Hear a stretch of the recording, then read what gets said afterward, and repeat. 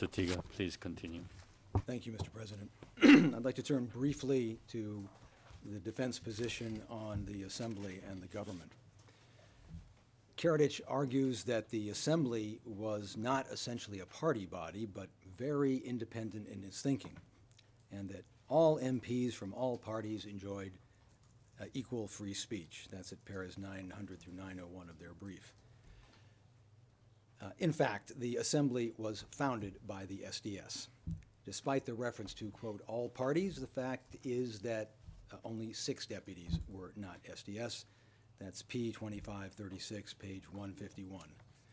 And deference to the party president, Dr. Karadžić, was apparent in virtually every session where he was invariably the key speaker. As a deputy once noted in the context of an anticipated regional assembly, quote, I know that Karadžić, as the president of the SDS, is truly the leading figure among the Serbian people, and 5 of his sentences are enough to change the course of the entire course of the session. Now, that's at D88, page 65. The Assembly actually carried out its legislative powers in accordance with the policy charted by the party leadership. As a deputy noted in 1994, quote, in these 2 years, my memory has not yet registered a case when the whole assembly of esteemed people's deputies has stood up against something that our political and state leadership strictly targeted as something that has to be respected, unquote, P5525, page 25. Now, Karadžić relies on Krajišnik's claims that the deputies were very independent, the Bosnian Serb leadership sometimes intervened to tone down extremist talk, and that the Bosnian Serb leadership was unable to impose their views on these independent persons. All of these claims from an already discredited source in any event are negated by just one moment in the Assembly when Krajišnik turns a random extremist thought into conclusive legislative action at his whim. So at the 24th Assembly in January 1993, after a deputy mentioned that, quote, we threw out the Turks, unquote, this is a Serb country and the Muslim nation is not a nation at all, Krajišnik told the Assembly, we really should take a stand concerning whether the Muslims are a nation. We should tell them what they really are. They are unbelievers, a nation that is not a nation. Shall we now take the Muslims out of Serbism forever? We do not accept this artificial nation. Krajišnik then put those conclusions to a vote. The result, quote, gentlemen, thank you. We adopted the conclusions unanimously, unquote. Page 921, P921, pages 94 through 97. All in the space of about 3 minutes. Krajišnik lied under oath when first asked about this in court, and when confronted with this record, he then said, quote, if I could distance myself from this Momčilo Krajišnik, I would, unquote. T 43739 through 43751. So much for the independent assembly. As for the government, Karadžić challenges that the Đerić, Lukic, or Kozic-led governments, and particularly the government's most powerful ministers in 1992, were subject to the authority of Karadžić and Krajišnik, para 904. Karadžić claims that former Prime Minister Đerić's, quote, recollection, unquote, that this was the case is faulty and that he came up with this assertion many years after the fact. Now, this false claim is made by citing pieces of what Đerić said at the time in relation to his resignation.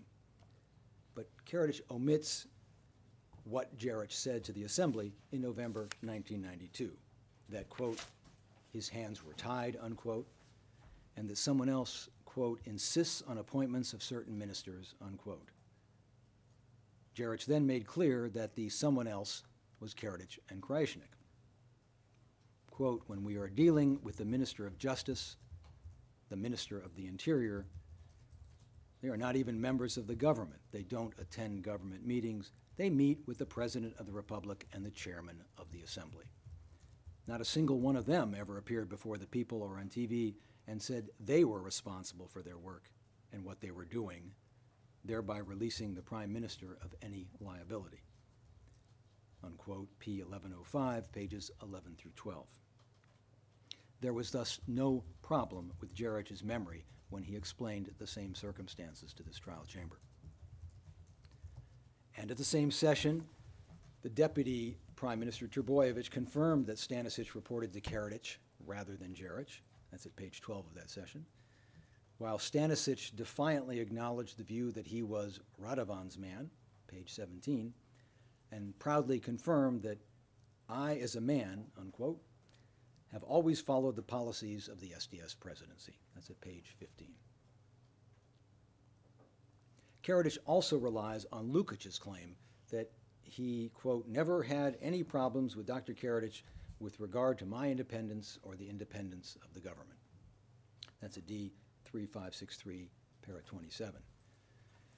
In part, the absence of discord may be the result of Lukic's views on how to handle non-Serbs, a view reflected in his advice to Fry officials to ethnically cleanse and kill their Muslims as soon as possible because they could not be trusted. That's at T 345, 43 through 44. In fact, Lukic knew there was no room for discord because he knew who was boss. In 1993, when he attempted to set up a personnel commission, the SDS reminded him firmly that his task was to, quote, implement the policy of the SDS party, unquote. P 6337.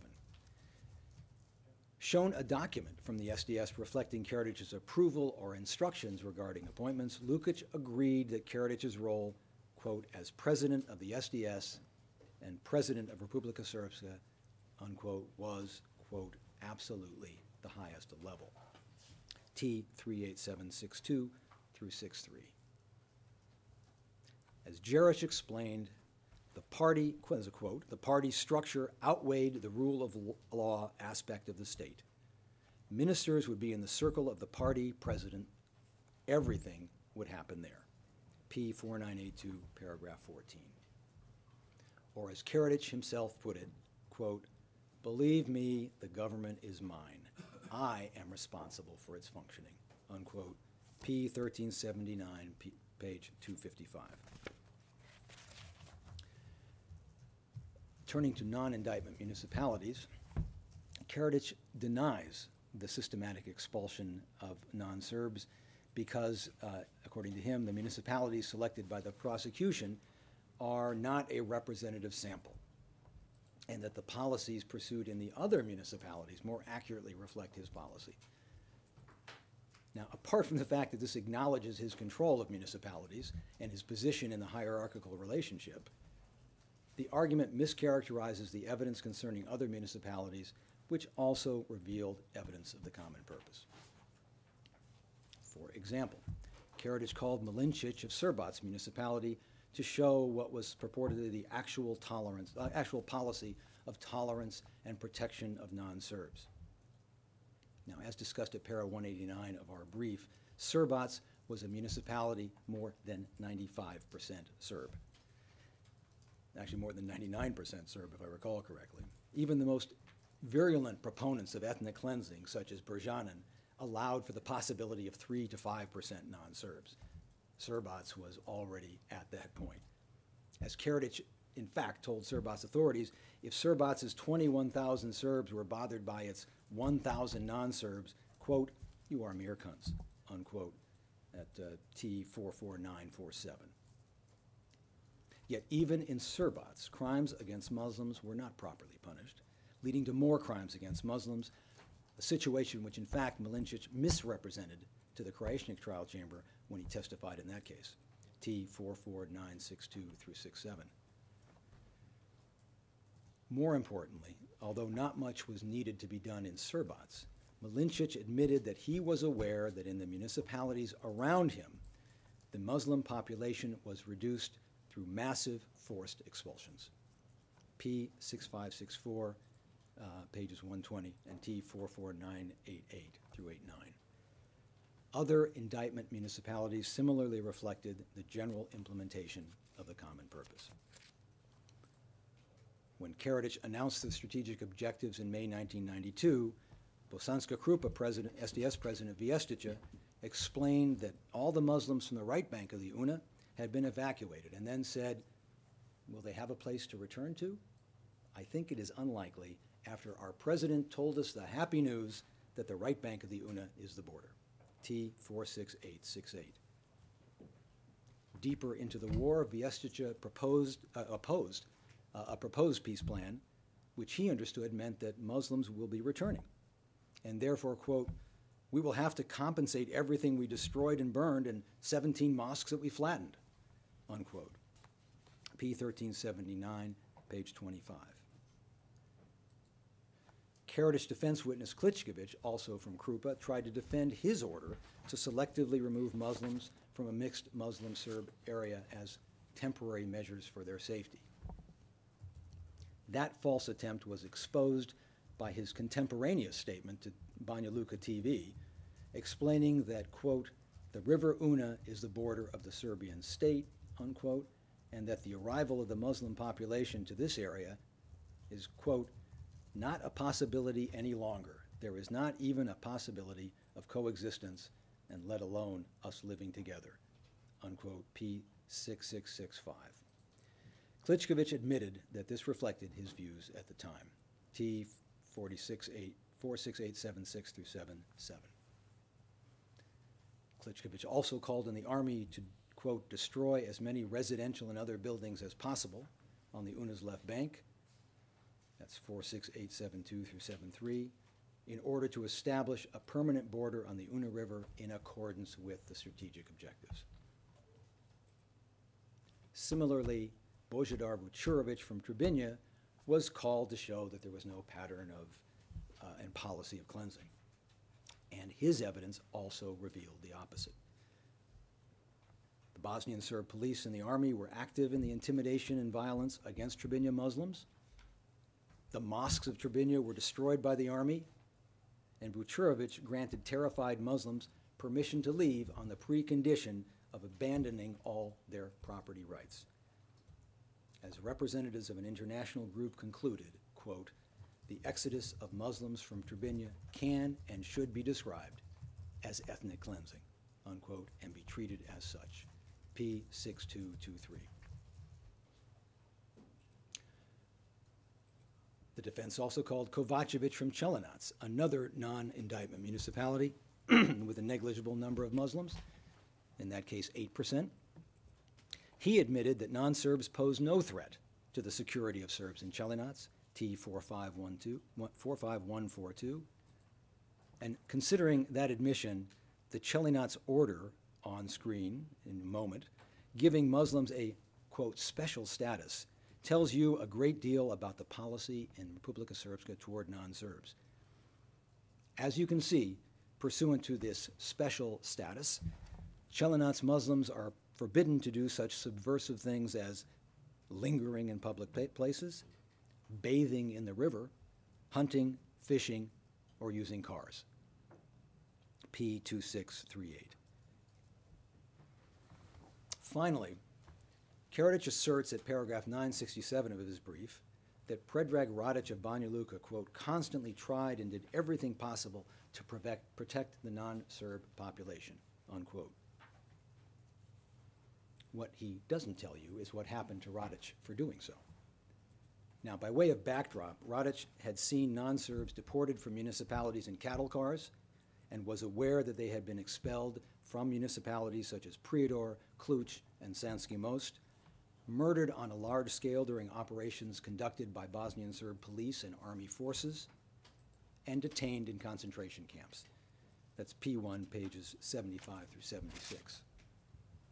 Radić also stated that any public acknowledgement of assistance to non-Serbs jeopardized both one's job and physical well-being. That's P1, pages 94 through 95. He gave an example of a police officer removed from his position and replaced because he was trying to minimize the evictions or expulsions of non-Serbs.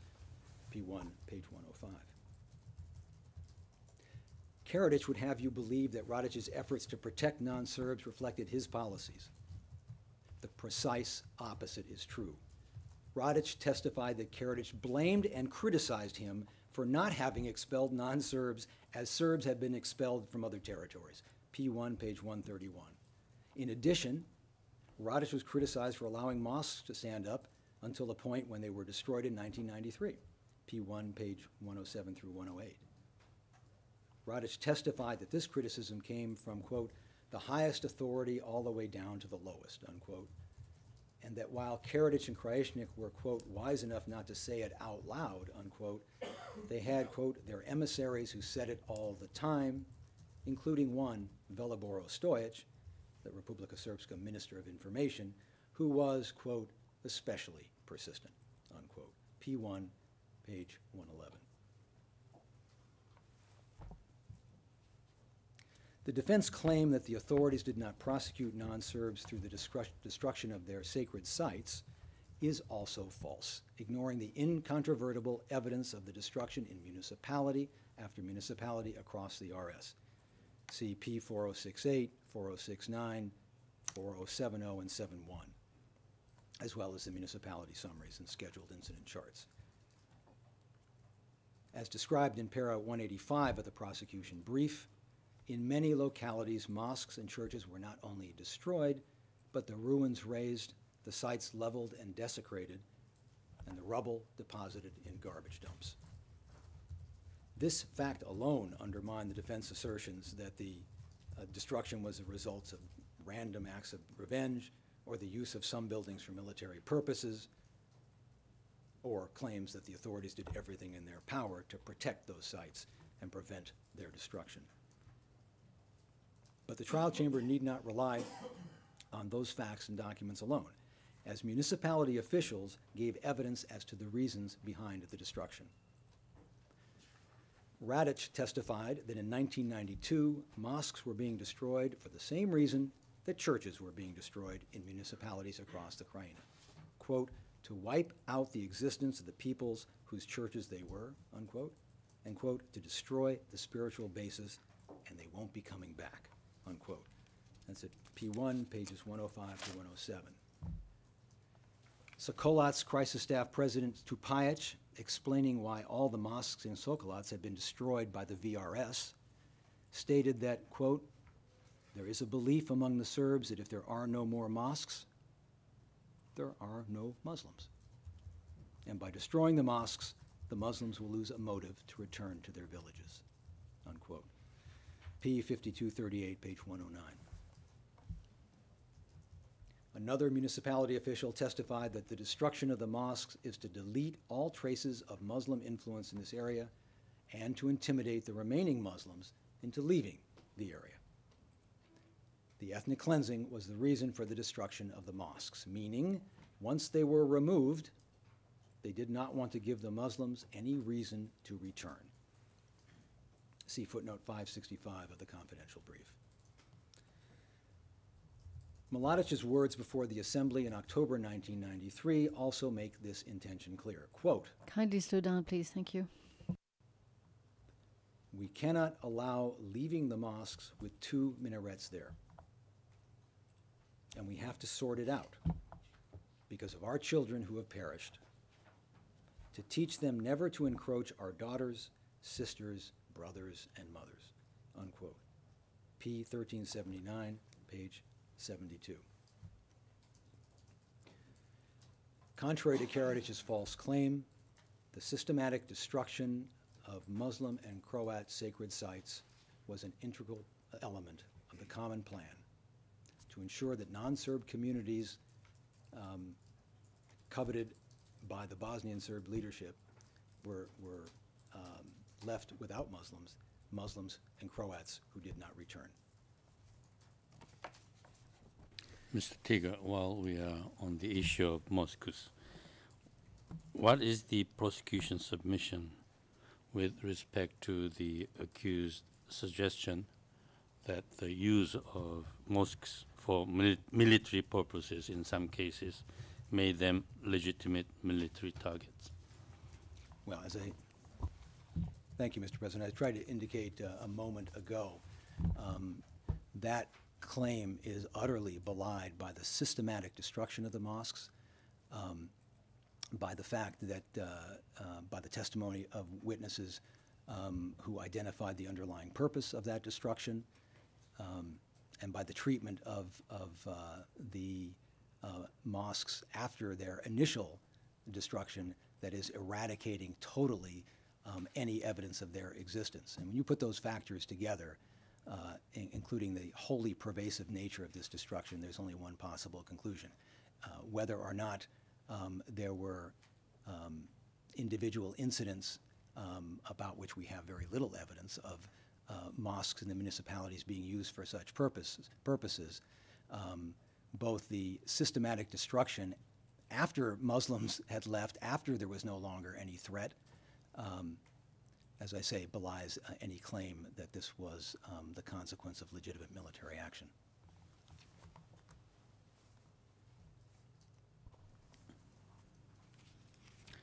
Thank you. Please continue. We turn to paramilitaries, Mr. President. Karadžić claims that paramilitary units from, and this is, by the way, a question that the court has posed, and we'll be responding to the court's question in the course of the next few minutes. He claims that the paramilitary units from Serbia and elsewhere, quote, had come, unquote, to RS and taken over towns such as Vornik, Bijeljina, and Brčko, and that local authorities were powerless to control them.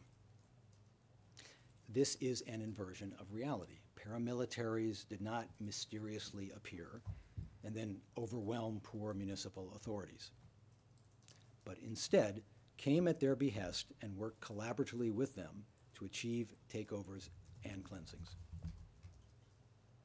And at the time, Karadžić received reports from his municipal officials reflecting that collaboration, reporting, for example, that Arkan made a, quote, significant contribution. That's P2888, page 4. Or, quote, enjoyed exceptional success, unquote, P1478, page 252. From the Republic to the local level, paramilitaries were welcome to do what needed to be done, notwithstanding the risk that their criminal propensities, indeed their genocidal tendencies as reflected in the July 21st, 1992 Tolemir document, ultimately might turn in unwanted directions. Considerable attention in the defense brief is devoted to Arkan, who the defense would have you believe was law-abiding, ethnically blind, and who had little or nothing to do with Karadžić. But the evidence reveals a different Arkan. Before arriving in Bosnia, Arkan was known as the leader of a particularly vicious paramilitary group that had been active in Croatia. He was subordinated to the Serbian MUP, and you can look at our final brief at paragraph 463. And throughout 1991, and as Bosnia moved closer to independence, Karadžić collaborated with Milosevic and Jovica Stanisic, who led the parallel structure, including paramilitaries in Croatia. That's at paragraphs 103 through 104 of our brief. So unsurprisingly, Arkan did not appear unilaterally in eastern Bosnia at the beginning of April. It was authorized in Belgrade. You heard that from Šešelj. But even at the time, everyone knew it. Vance confronted Milosevic about it immediately, and Milosevic initially claimed that Arkan was, quote, privately in Bijeljina, unquote, only to back down in the face of Vance's challenge and admit, well, quote, only at the beginning, unquote, T 1513 through 14. Karadžić similarly tried to distance himself from Arkan. And he denied to Vance that he had ever seen Arkan. That's P 780, page 38. A claim which was contradicted by reports from Serbian state security services of Arkan and Karadžić gambling together in Belgrade in March of 1992. That's T 33610 through 12 and 618 through 619. And he claimed that somebody invited Arkan after a problem in a cafe. And yet that same day that he was denying all this, a MUP, that's April 16th, an RS MUP representative spoke to Arkan over the phone, during which Arkan explained that he had left Zvornik in control of the Bosnian Serbs, the Bosnian Serb crisis staff, had spoken to Micho Stanisic, and had all the Pale phone numbers, P1109, pages 3 through 6 and 8. Once Arkan was in Bosnia, he went from municipality to municipality at the invitation of both local leaders and the Bosnian Serb leadership.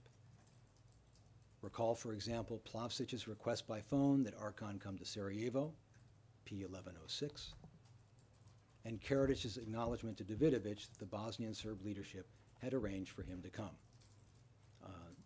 Prosecution trial brief, final brief 467. Arkan remained at Karadžic's disposal as reflected in his letter of April 16, 1994, P2854, and it's not 1992 as erroneously indicated in para 11 of the brought-not summary. He was summoned by Karadžić in 1995 and ultimately honored by Karadžić for his achievements. That's at paragraph 474. The defense claims at paras 1085 of their brief that there is no evidence that Karadžić knew of any crimes by Arkan before that award ceremony, but that is simply untrue. For example, Mladić told Karadžić that Arkan had liquidated loyal Muslims, and that's at P3056, page 2. The defense also points to Karadžić's handling of the Yellow Wasps as a reflection of his opposition to paramilitaries. And the defense would have the trial chamber believe that the Yellow Wasps were not arrested until August 1992, after the commission of horrific crimes, because the MOOP did not have the capacity to deal with them. That's their brief at 1090. This claim is deceitful in at least two respects. First, it attempts to ignore the teamwork that existed between Karadžić's officials and the Yellow Wasps until their particular brand of violence was no longer needed.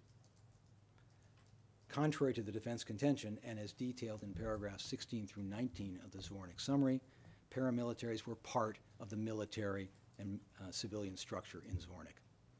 From the very beginning, the Yellow Wasps were treated as a TO unit. They received TO salaries and logistical support from the authorities. Unit members reported to the crisis staff on a daily basis. The TO commander had a close relationship with Yellow Wasp Commander Zucho, and both of them had offices where the crisis staff was headquartered. Then the Yellow Wasps were incorporated into the VRS, armed, tasked, and paid by the Zvornik Brigade. Subotic confirmed that all those who received orders from the Zvornik Brigade, including Zucho's unit, were part of the regular VRS. He also acknowledged that Zucho visited him in Pale in the second half of July. That's D3695, para 205. Visited him long after the Bosnian Serb leadership was first informed of Zvornik crimes and after the point where Karadžić himself was aware of the Yellow Wasps' predations, P6414, 7 through 8, and P1478, page 270. Second, although Karadžić claims credit for arresting the Yellow Wasps, he ignores the fact that it was not their participation in the thorough cleansing of the municipality that triggered the action against them, but instead their, quote, overstepping the limit, unquote, with Ostojić, as discussed in the final brief at paragraph 478.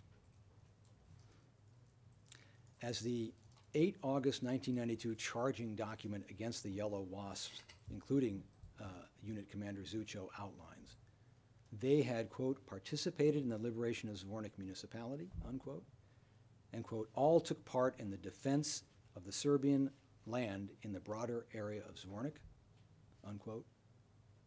It then says that the fighting lasted until 28 June 1992, following which, quote, they did not place themselves under a joint military command of the Serbian Armed Forces of the SRBIH, but instead established a checkpoint in the village of Karadzic, Zvornik municipality, on their own initiative, P2882, page 3.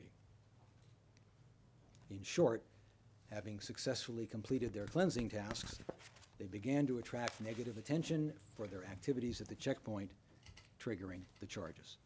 And you can see a more elaborated discussion at para 39 of the Zornick summary.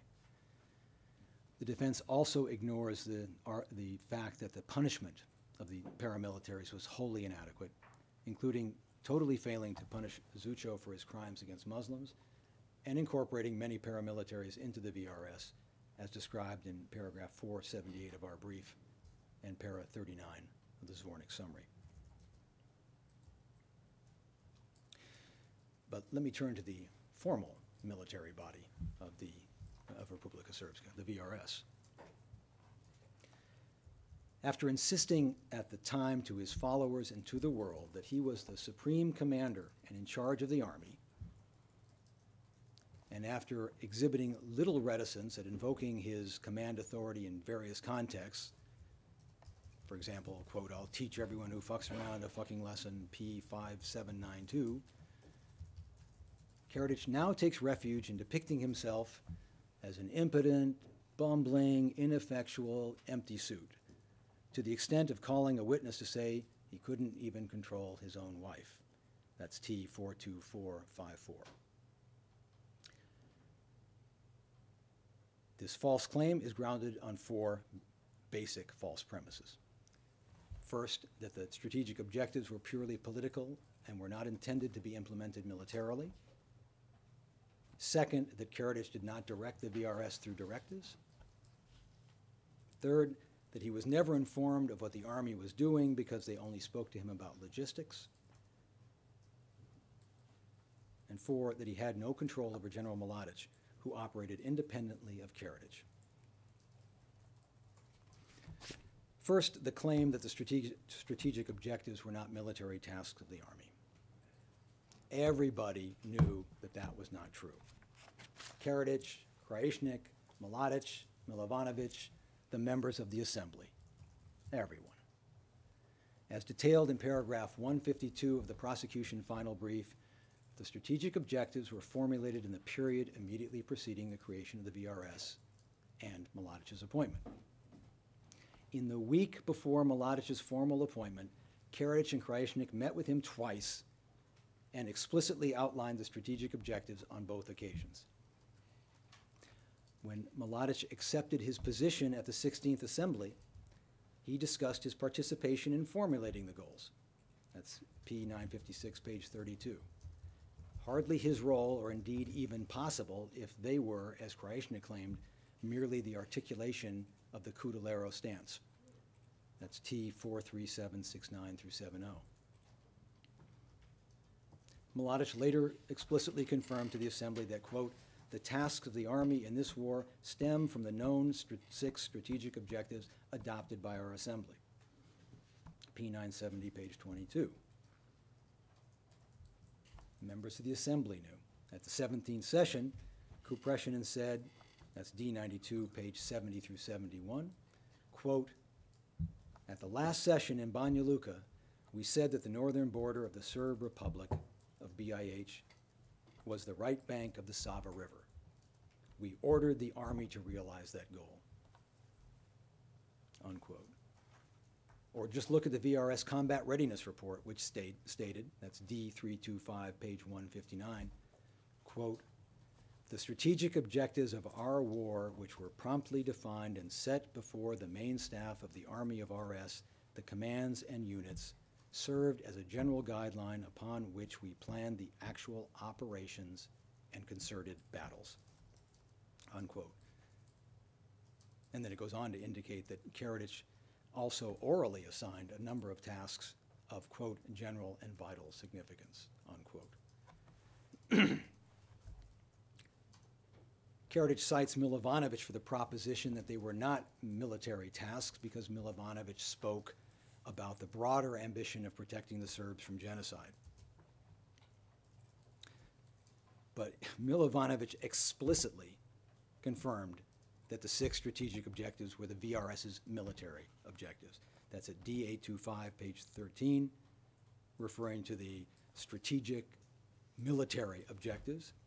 emerging from the 12th May 1992 session, and at D2149 at page 27, referring to the achievement of 5 of the 6 military objectives with just access to the sea remaining, clearly identifying the strategic objectives adopted at the 16th session.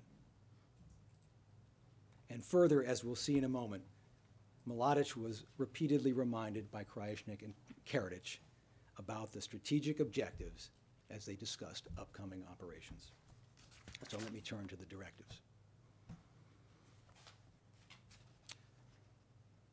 Karadžić claims that they were only, quote, a general form of command communications, unquote, and he suggests that he had little to do with them because the ones he created and signed were short and dealt with humanitarian matters. In any event, he claims, there was nothing wrong or illegal about any of them. The reality, as the evidence clearly demonstrates, is that the directives reveal not only the common purpose to forcibly remove non-Serbs, but Karadžić's hands-on and effective control of the army he was once proud to call his. First, a quick reminder. As we discussed at paragraph 405 of our brief, directives were the main documents used to regulate the use of forces. 7 fundamental directives for VRS military operations were issued from June 1992 to March 1995. In 1995, Karadžić acknowledged his responsibility for those directives, saying that he had, quote, examined, approved, and signed 7 directives, unquote, but distancing himself from the 8th. The defense tries to run from this acknowledgement because Karadžić, who only signed 2, gilded the lily.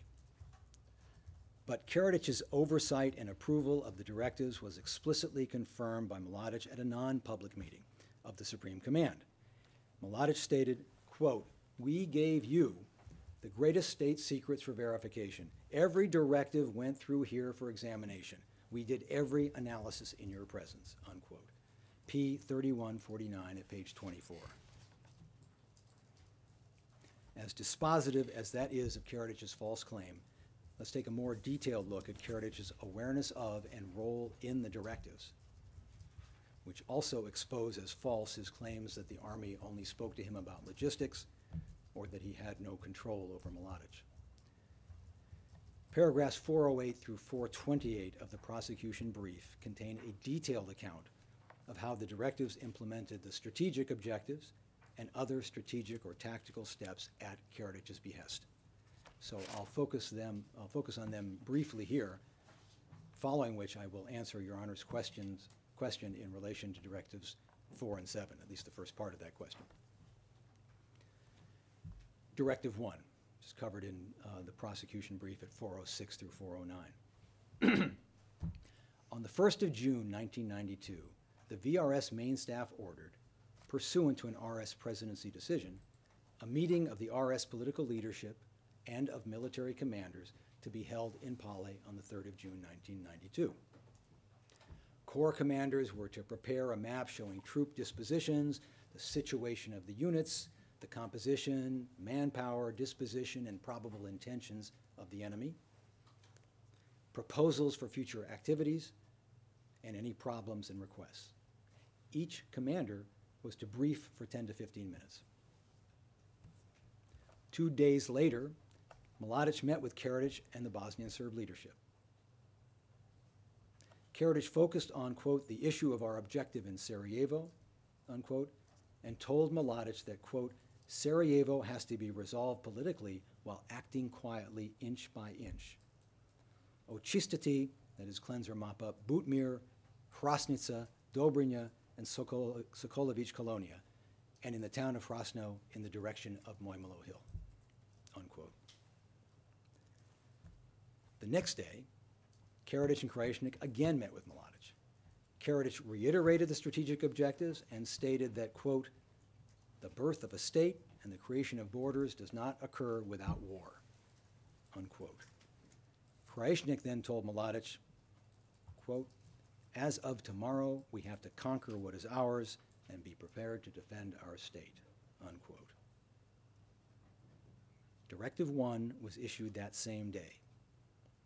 and in conformity with Karadžić's emphasis, it incorporated operational goals arising from the strategic objectives: secure parts of Sarajevo, open the corridor between the Bosnian Krajina and Semberia, objective number 2, open the Sarajevo-Turnovo-Kalinovic communication line, objectives 4 and 5, and Directive 1 incorporated virtually verbatim Karadžić's instructions calling on the SRK to, quote, očistite, cleanse or mop up, Dobrinja, Butmir, Sokolović Kolonia, Mojmilo, and Zlatista.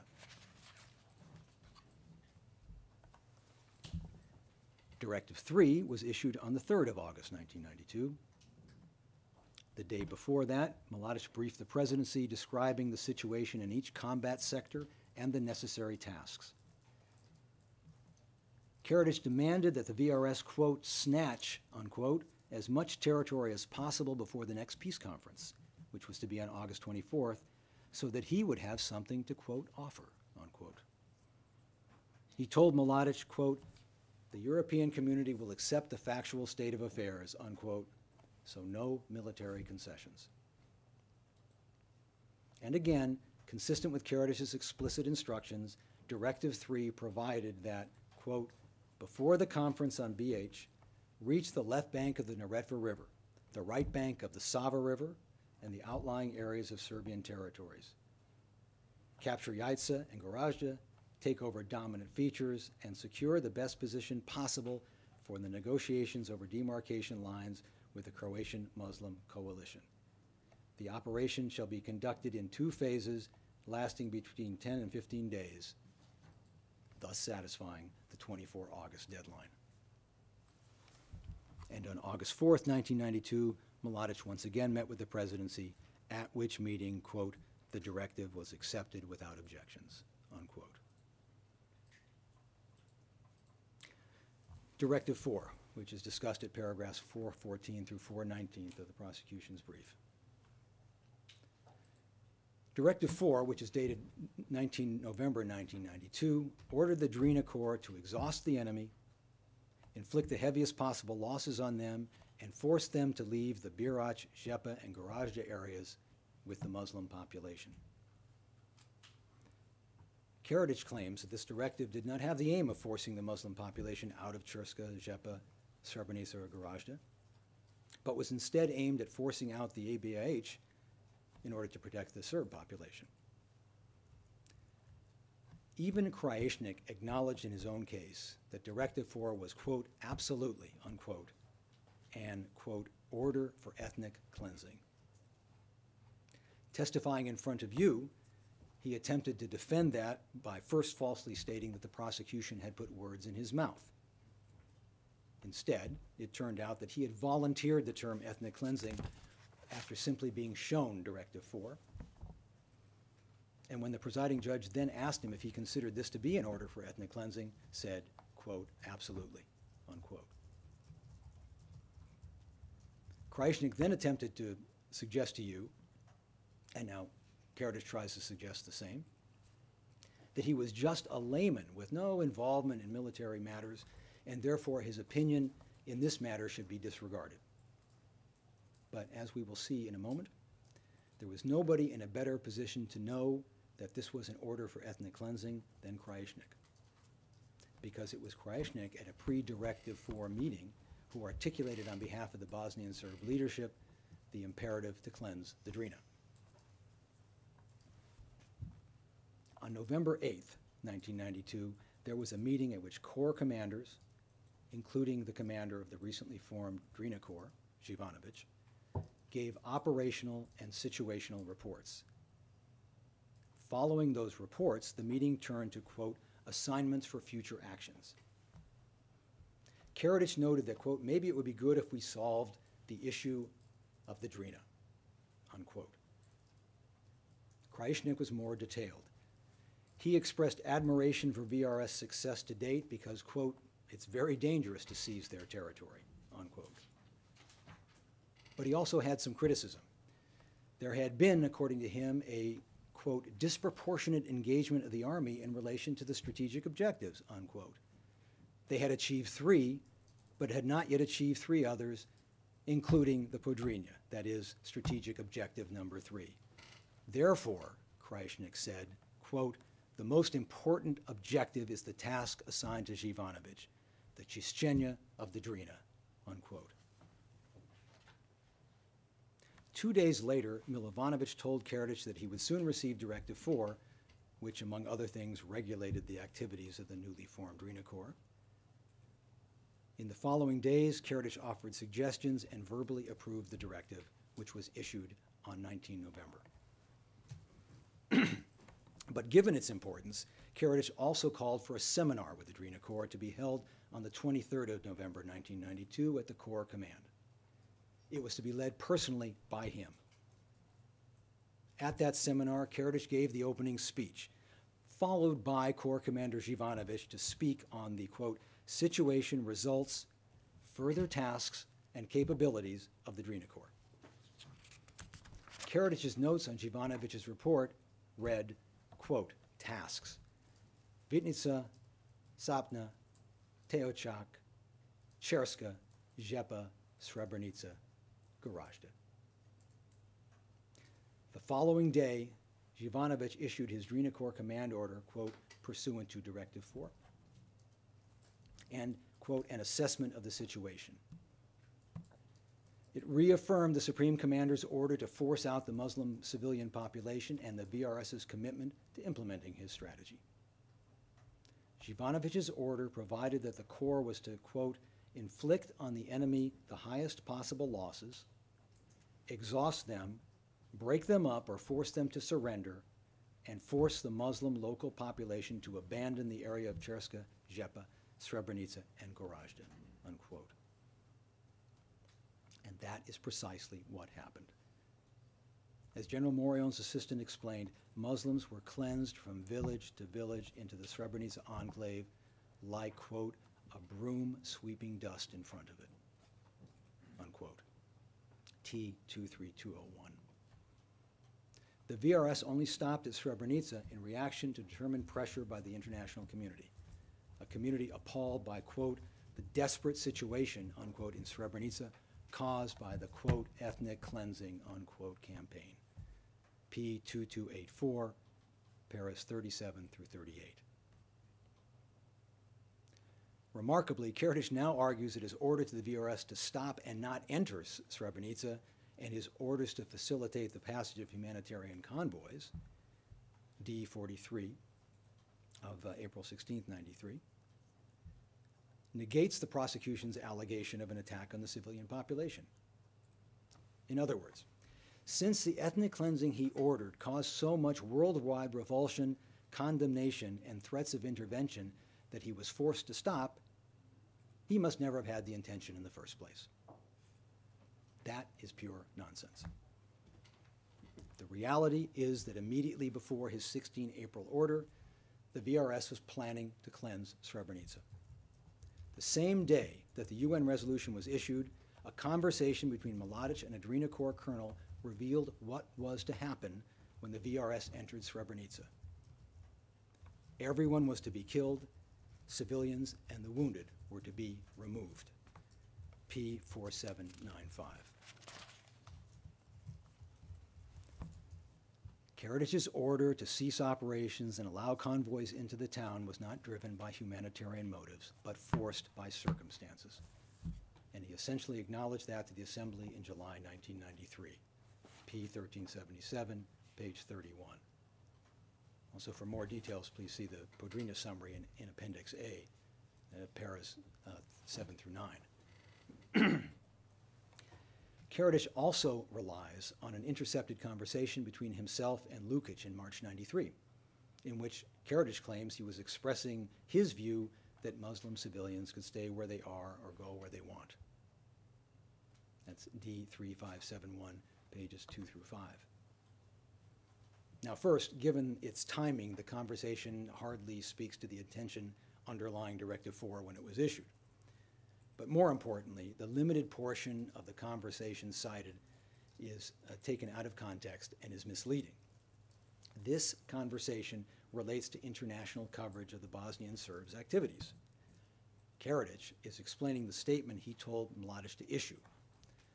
quote, yes, I told Mladic to issue a statement tomorrow and that all Muslim civilians may stay where they are or go where they want, but armed groups must put down their weapons, unquote. This proposed statement was nothing more than a fig leaf for the cleansing campaign that had drawn unfavorable attention from the international community. And it didn't fool the international community, which explicitly recognized that Karadžić and his forces were engaged in an ethnic cleansing campaign. That's D 3571. Yet Karadžić now wants to try it out again with you. The defense also relies on contradictory interpretations offered by two of Karadzić's officers in his attempt to run from the unmistakably criminal order he approved. On the one hand, he relies on Milovanovic's testimony that Directive 4 anticipated that the civilian population would be fleeing ahead of the army and was therefore aimed at forcing the ABIH to go with them. But at the same time, Karadžić relies on Jovanovic's testimony to the contrary, that Directive 4 was indeed about forcing Muslims out, Muslim civilians out, but that it meant Muslims who, quote, had unlawfully occupied the Serbian villages and farms. That's D 3932, para 15, and also T 42596. Apart from the false cover afforded by contradictory interpretations, it is noteworthy that they both, nevertheless, envision the disappearance of the Muslim population from the targeted areas. Directive 5 was dated 25 June 1993, and it detailed Operation Lukovac 93. A month earlier, Karadžić had called Milovanovic to Pale, where Milovanovic explained to Karadžić and Krajisnik the VRS main plan staff for Lukovac 93, which was intended to connect Serbian Herzegovina with other RS territories. Planning for that operation was completed in June. Directive 6, as discussed in paras 421 through 25 of our brief, Directive 6 and the addition to Directive 6 also reflect specific instructions given by Karadžić, as well as more broadly the military implementation of his strategic objectives. Directive 7. As I described a few moments ago, in April 1993, Karadžić was forced by international pressure to order an end to operations against Srebrenica. And while this initial wave of attacks was halted, from 1993 to 1995, the VRS, under Karadzić's command, restricted aid to Srebrenica and other eastern enclaves, resulting in dire humanitarian conditions. As explained and described at paras 176 through 178 of our brief, during this period, the Bosnian Serb leadership's desire to rid the Drina, including the eastern enclaves, of the remaining Muslim and Croat areas continued unabated. In April '94, Bosnian Serb forces attacked Karadžić, with Mladic ordering subordinate units to, quote, keep pushing energetically onwards. The Turks must disappear from these areas, unquote. Although this attack was also halted following international intervention, Karadžić praised the operation as, quote, successfully and brilliantly implemented, unquote, noting that more had been taken than even planned. In July 1994, Mladic told his subordinates that, quote, we are on our way to Očistimo, cleansing or mopping up the enclaves, ordering in relation to Srebrenica that, quote, the enclave is not to survive, but to disappear. He was frustrated that the Turks, quote, unquote, in the Podrinja had been protected by UN intervention. And he stated in August 1994, quote, in Podrinja, we thrashed the Turks. If the Americans and English, the Ukrainians and Canadians in Srebrenica, in the meantime, it's the Dutch, would not protect them, they would have disappeared from this area long ago. The efforts to render the Drina in Karadžić's words, quote, clean, unquote. That's at P 988, page 68. Culminated in Karadžić's March 1995 Directive 7. This is another patently criminal order. It provides, in pertinent part, by planned and well thought out combat operations, create an unbearable situation of total insecurity with no hope of further survival or life for the inhabitants of Srebrenica and Žepa. It further provides, at E-Court page 14, the previous was E-Court page 10, quote, the relevant state and military organs responsible for work with UNPROFOR and humanitarian organizations shall, through the planned and unobtrusively restrictive issuing of permits, reduce and limit the logistic support of UNPROFOR to the enclaves and the supply of material resources to the Muslim population, making them dependent on our goodwill while at the same time avoiding condemnation by the international community and international public opinion. This document was signed by Karadžić.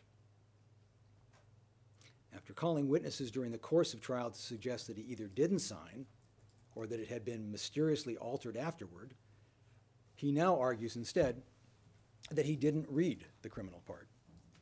He argues that that criminal part was, quote, buried in the list of tasks for one of the 6 corps of the VRS in the, quote, 24-page, unquote, document in the list of tasks. You find that at paras 3309, 10, and 14, 3314 of his brief.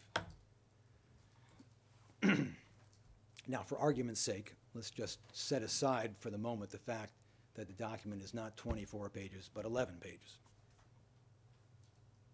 And let's also set aside the fact that the language about eliminating 40,000 people is hardly, quote, buried, unquote, in the document, but is the very first task assigned to the Drina Corps and is smack in the middle of the page. Unless Karadžić had no plans for the Drina Corps, that is, no plans for Srebrenica, it would be essentially impossible to miss. But he did have plans for Srebrenica, as he was quick to brag about later. Quote, the time had come, he said, and I put my mark on Directive number 7 to capture Teočak, Srebrenica, Žepa, and Karadžić. The directive was signed and we embarked on it. I was in favor of all the decisions that we made, and I support them. All the decisions are recorded in the Supreme Command. I ordered in verbal and written form to push ahead to Žepa and Srebrenica. That's P412, page 75. If I can just conclude this, Mr. President, then we'll break. If he didn't read the Drina Corps tasks, if he somehow missed that very first task of the Drina Corps, then what on earth was he bragging about to Bob Georgievich when he told him that the attacks on Srebrenica and Žepa were part of, quote, my order number 7, P4512, page 12? Because he wasn't telling Georgievich that the attacks reflected his order to consolidate the bridgeheads on Krupa. That's at page 8 of the order. And he wasn't telling him to prevent the lifting of the siege of Sarajevo. That's at page 11 of the order. It's crystal clear that Karadžić was talking precisely about his order to the Drina Corps. And in light of the time, Mr. President, I'll stop now and we'll continue with Directive 7 when we return.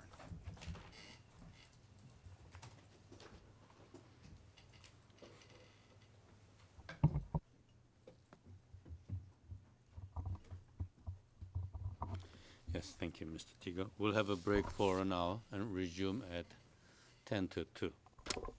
All rise. Feu voor de V.